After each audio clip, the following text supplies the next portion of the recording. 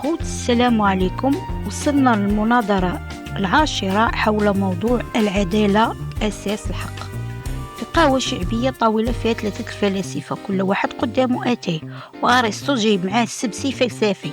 أرسطو كيصاوب الرزة ديال السبسي: الدراري، العدالة ماشي غير القانون، راه هي الفضيلة بعينيها.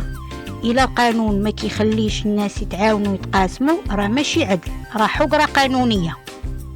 الجمهور كيدوي معاهم من بعيد: وأرسطو، دير لينا قانون كيحمي حق الجلوس في الطابور.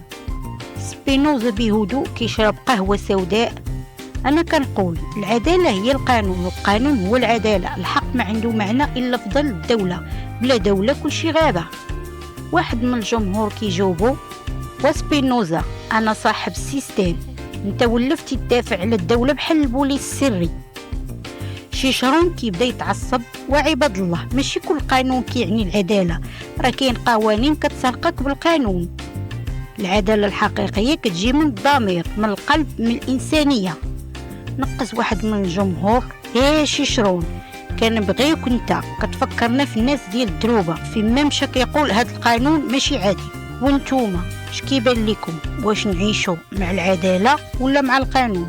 شكون سمعوا ليه؟ أرسطو ولا سبينوزا ولا شيشرون ولا مول العصير؟ كتب لينا في الكومنتيرات واش القانون دايما عادل ولا كاين قوانين كتشبه السرقة المقننة. تابعونا باش تشوفوا حلقة القانون في المحكمة ولا في السبيطار.